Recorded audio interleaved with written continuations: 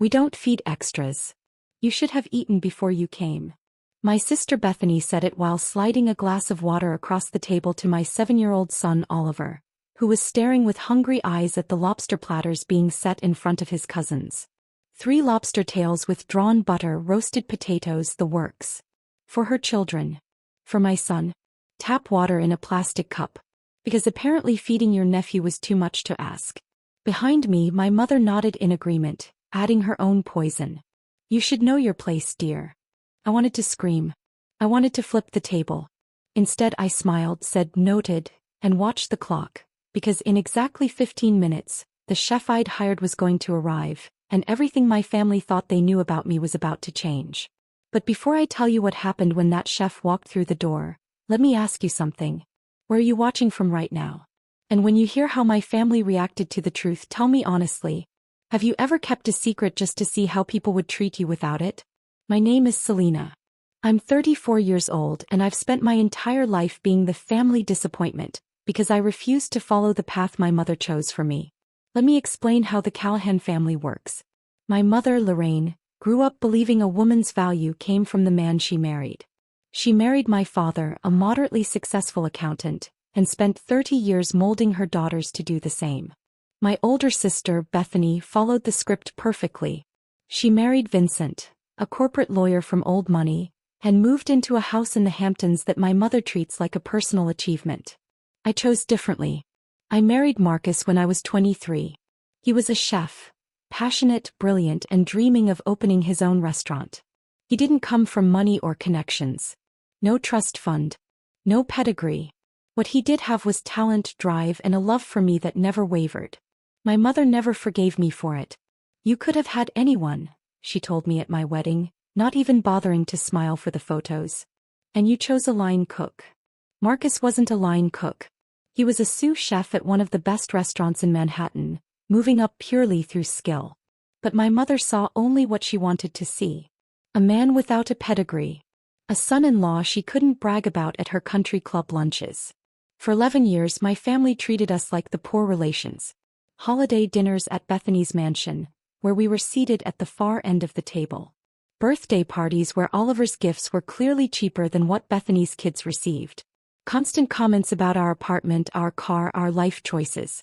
It must be so hard, Bethany would say with false sympathy. Living in the city in such a small space. I don't know how you manage. What none of them knew was that 3 years ago Marcus's restaurant exploded in popularity. A New York Times review. A Michelin star. Then another.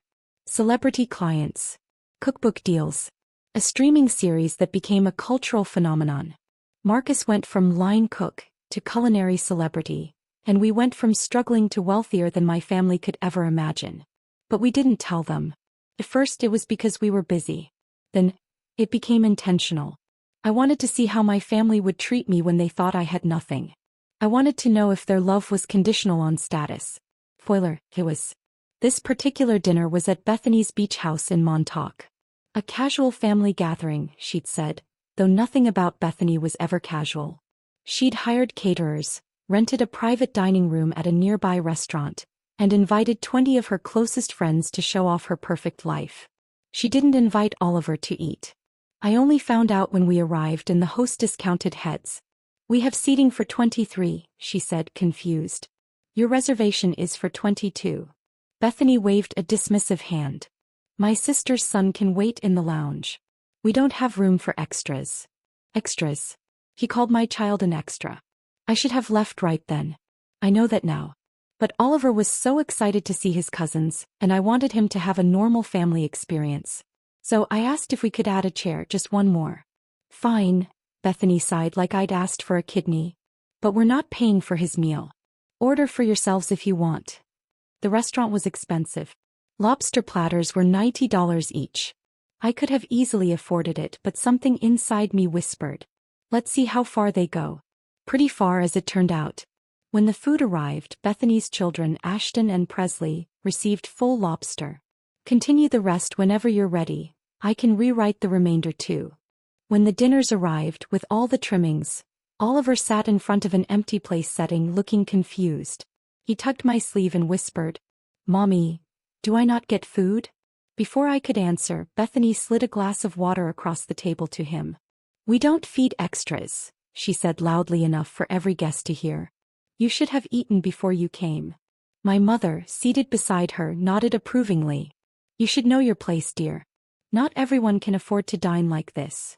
20 pairs of eyes turned toward me, some pitying, some amused. Bethany's society friends exchanged glances, delighted by the spectacle. My 7-year-old son was being publicly humiliated because my family believed I was too poor to matter. I looked at Oliver. He was fighting tears, trying desperately to stay brave. Something in me crystallized. No more pretending. No more secrets. No more letting my child be treated like garbage by people who shared his blood. "Noted," I said calmly, pulling out my phone. I sent one text. Now would be perfect. 15 minutes later, the restaurant's front door opened and Marcus walked in. Not just Marcus. Marcus in his chef's whites, followed by 2 sous chefs carrying coolers, followed by the restaurant manager who had driven them out from the city.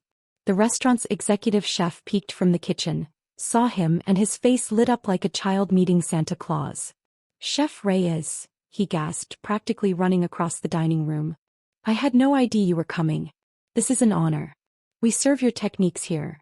Your cookbook changed my life. I can't believe." Marcus shook his hand warmly. "I appreciate that. I'm just here for a family dinner."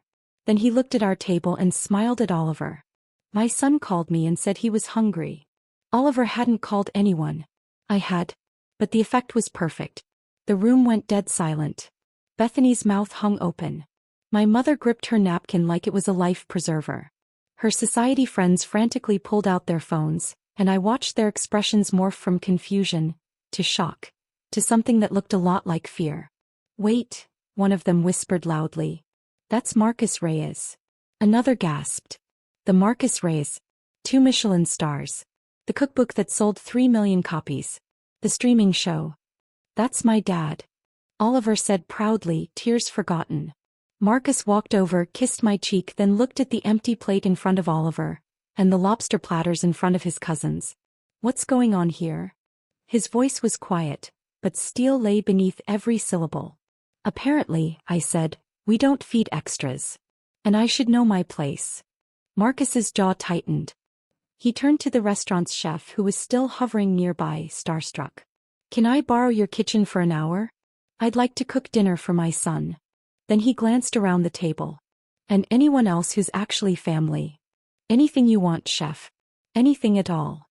What followed was the most humiliating hour of my family's life, and I savored every second. Marcus took over the kitchen. The restaurant staff watched in awe as he created a meal that made Bethany's $90 lobster platters look like cafeteria trays. Pan-seared Wagyu beef. Truffle risotto.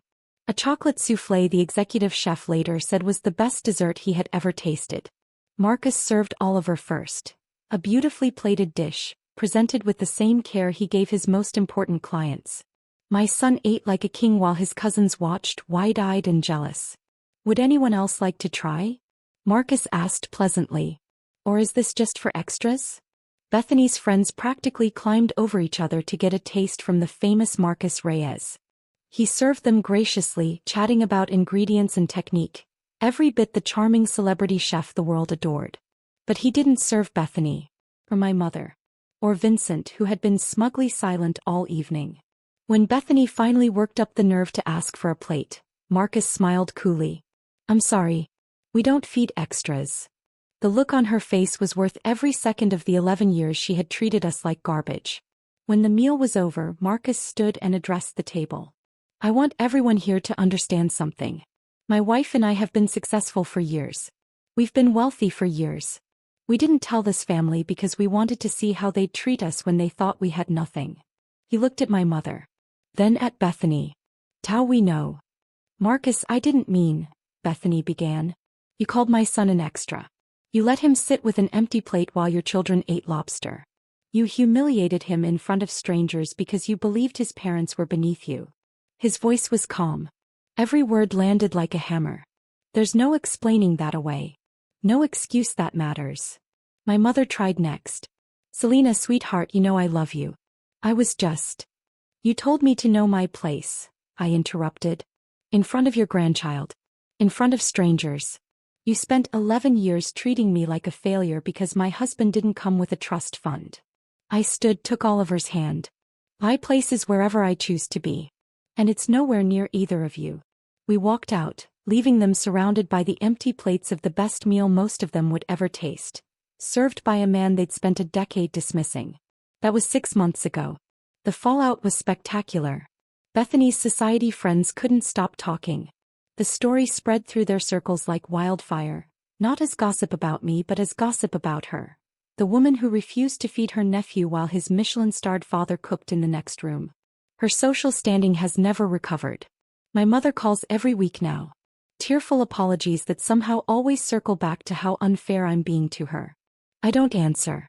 She had 11 years to treat me with basic dignity. He chose not to.